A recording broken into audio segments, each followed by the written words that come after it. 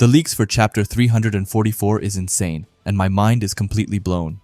In this video, we see Blue Lock going on the offense, but an insane player gets a massive power-up.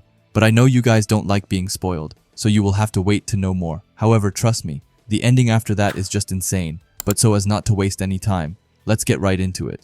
Alright, so the chapter starts off with us getting to Loki, who is celebrating his latest goal. The text then says, "Godspeed, the summit explosion and a strike that breaks the balance pierces through the battlefield of the wasteland." We then see the French crowd being super happy about this, but not only them. The commentator also literally screams with all that he can. He says goal with the loudest voice ever, saying that it's a wonder goal and that France takes the lead, explaining that this is no longer a normal phenomenon as Julian Loki is here. And let's be honest, that's super cool. Even though Loki scored on Blue Lock, you still have to give him some credit at the very least.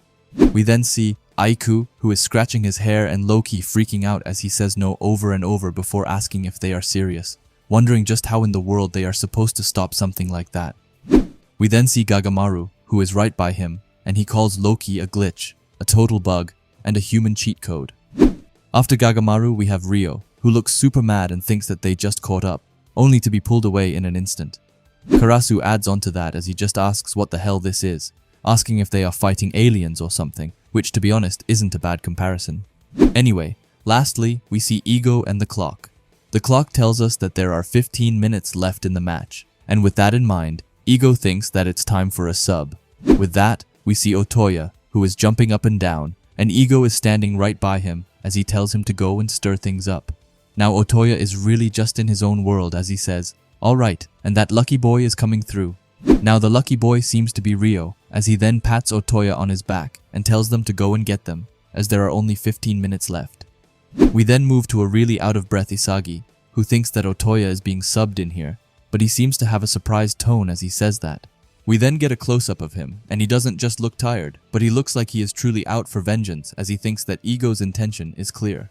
Otoya has a ton of combination patterns with Karasu. This means that it's a signal to add an update or breakthrough to the offense centered around Karasu. He continues as he explains that everyone should realize it. If they stay like this, they will just get pushed back and lose. That's why, even if it means lowering their defensive power, they have no path to victory unless they can increase their attacking options and trade blows with them. But at the same time, that means Isagi then taps into his shadow realm again, as he gets a ton of puzzle pieces, which just float all around him. He thinks that his scoring ability is no longer expected to be relied upon. This is the signal after this. But suddenly, as he looks around the field, he says that it isn't just him, but also Rin, explaining that right now, it's only him and Rin who are outside the Karasu system, meant for a comeback. Isagi then truly locks in as he truly thinks about everything.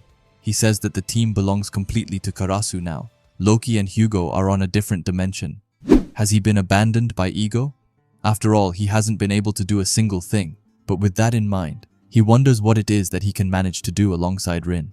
Isagi starts to say that he isn't number one. He isn't able to see a path to victory, but even though the situation is this insane, Isagi starts to look super fired up as he takes his hand close to his heart and grabs his shirt around it. He wonders why he is still getting this excited. He starts to even wonder if he is so terrified that his senses have gone haywire, but he is Isagi, so he knows that it can't be it. Thinking that it's been like this the whole time, ever since the start of the second half, ever since he learned the true scale of Hugo. He stands all by himself as he thinks to himself that his blood is boiling and it won't stop. His brain is starting to race and he calls it exhilaration. He explains that it's a sensation he has encountered many times before. The feeling of finding someone he wants to crush, and that's why this series is so peak. Just then, something seems to start to click for Isagi, as he seems to realize something. He thinks that every time he has been able to achieve something beyond his own abilities. Hey, it's Natsu, mid-editing here, and I just wanted to pause the video to ask you to subscribe if you haven't already, and while you're already down there, why not leave a like as well? There was always a number one in that exact moment, whom he desperately yearned to surpass. But he then thinks that after the Neo-Egoist League, ever since he actually became the number one of Blue Lock, he has been fighting with the mindset of staying number one. With that finally realized, he then starts to laugh for himself as he thinks that it's a total mismatch in aptitude for him. He explains that even though neither his talent nor mentality is number one, he got in this situation because he was forcing himself to try to become a number one existence. With all of this in mind, he tells us that Hugo's theory is 99% correct, but still, There is just that 1% of that guy that completely misread his aptitude. And I just know for a fact that even if Isagi tells Hugo that his theory was slightly off, he is going to get pissed. Isagi then starts to look like he is back in the game as he explains that his ego, the only thing that can make him burn hot, is, he is most likely supposed to say goal here. But we then see Ego, who tells Blue Lock not to hesitate, telling them to live for their own goal until the very end. So Ego just finished his sentence for him. And honestly man, say whatever you want, but Ego as a coach is so cold, and on top of that, with Isagi realizing this, I just know that he is so back in the game. Anyway, with that said, we see that the game is actually back on, with Karasu passing the ball towards Hiyori. Hiyori traps it with no trouble at all, like the beast that he is. After that, he explains that it's getting thrilling, telling Karasu not to mess up as he then passes him the ball. Karasu gets the ball and says that it's quite extraordinary, but just then, someone who I think is called Bats comes in his way. We see Bats bumping right into Karasu, telling him that there is no way, explaining that if they crush the center, then it's their victory. However, Karasu just gets a smirk right at Bats, as he tells him that it's too bad that this is just an afterimage, and firstly, that's just so insanely cold, and after that we see Karasu telling the shadow clone to go on. With the shadow clone, we of course know that he is talking about Otoya as he passes the ball to him, and he has a bunch of shurikens that are spinning all around him. Otoya then looks somewhat ready as he just looks like he always has, looking half asleep, but he tells the French players that he is dribbling right past them. We then see Gabin, who seems to be the first victim, as he gets completely destroyed, and he isn't able to even understand what is going on at all. With Gabin out of the way, Otoya decides that it's the perfect opportunity to score, so he sends a killer shot. However, before it can go longer than 3 meters, we see Loki coming in his way and stopping it. Otoya seems to be pretty shocked by this, as he just says that Loki sure is fast. Loki looks at him and explains that Karasu and Otoya's off-the-ball enchantment is double S. We then get a small panel of Karasu, as we can see him being super annoyed by this. After that, we have Hugo, who tells them that it was a good try, and to be honest, it doesn't sound like he is being sarcastic, so that's something at least. Lastly, we have Hiyori, who screams at them that it's a loose ball and that Hugo is coming again. However, don't you worry guys, as before Hugo can even get to the ball, we see the GOAT, the hero of Blue Lock, the aura farmer, the most perfect human outside of Chigiri. And I'm of course talking about Isagi, as we can see him being right by the ball. He also has his god mode that he had in the end of the Neo Egoist League, which is so sick.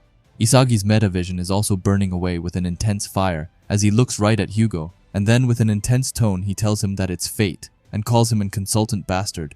Hugo does seem pretty shocked to see Isagi being right here, to be honest, as he is just able to say his name. Anyway, Isagi then lands down with the ball, and he explains that he isn't number 1, but he isn't number 2 either. After that, we get an even more insane Isagi panel, as he looks completely like I don't even know how to describe it, but it looks like he is truly in the zone right now. Anyway, he continues by saying that it's the fact that he can only shine by devouring number 1 players. Gonna suck for him when he becomes the best in the world then. But he then continues as he says that he matched with the aptitude of a rebel, calling it a perfect match, and he then seems more ready than ever to get in a goal right here. Anyway, the ending text says, "This is Isagi's way of life. This heat is the proof of his rebellion, which just also goes so insanely hard." Anyway, those are today's leaks, but they did not disappoint at all. First of all, just seeing Otoya on the pitch again is nothing that I'm mad about. He is one of the side characters whom I actually like, so getting him in more times will only get me more hyped. He got a bit done dirty though, as when he tried to score, Loki was just there in an instant, but it was all worth it as the ball then went to Isagi. Now personally, I would absolutely do anything for an Isagi goal in the next chapter, but I just have such a hard time seeing that it will actually happen. But with this awakening, something has to happen, so I'm very confused as to what it is that is going to come in the next chapter, but who knows. Maybe you can help me out with that by leaving a comment telling me your predictions for the next chapter and what you thought about this chapter, as I personally thought that it was completely insane. Anyway, if you like Blue Lock and videos like this, then I would highly suggest you subscribe to this channel, and while you are at it, leave a comment and a like. Also, if you can, hype the video down below, as it helps out with the algorithm a ton. And if you are curious to see another video of mine, then please watch the video that will be popping up on the screen now. Anyway, thanks for watching, and have a great day. Bye.